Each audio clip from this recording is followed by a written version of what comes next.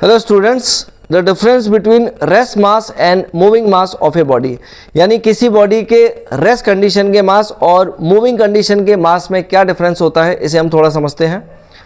तो कोई बॉडी जब रुकी हुई कंडीशन में होती है, रेस्ट कंडीशन में होती है, स्टेशनरी कंडीशन में होती है, तब उसका जो मास होता है वही उसका रेस्ट मास कहलाता है। तो हम कह सकते हैं कि the actual mass of a body in its rest condition is called its rest mass.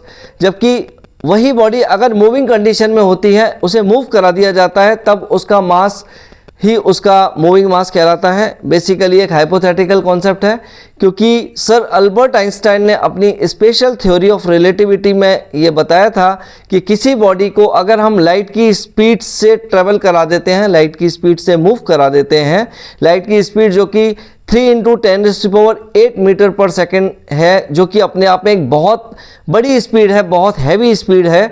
और हम जानते हैं कि किसी भी बॉडी को इस स्पीड से ट्रैवल कराना प्रैक्टिकली इम्पॉसिबल है। तो अगर हम इस स्पीड से किसी बॉडी को मूव कराते हैं, किसी बॉडी को थ्रो करते हैं, किसी बॉडी को चलाते हैं, तो उसका जो मास है वो कुछ हद तक, कुछ परसेंट तक इंक्रीज हो जाता है, कुछ हद तक बढ़ जाता है।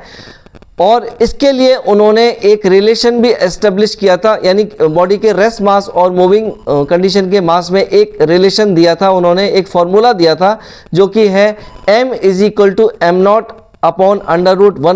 - v² जहाँ m बॉडी का मूविंग कंडीशन का मास, m0 रेस्ट कंडीशन का मास, v speed of body, normal speed of body, और c जो है वो स्पीड ऑफ लाइट है। तो ये बेसिकली एक हाइपोथेटिकल कॉन्सेप्ट है। Thank you so much.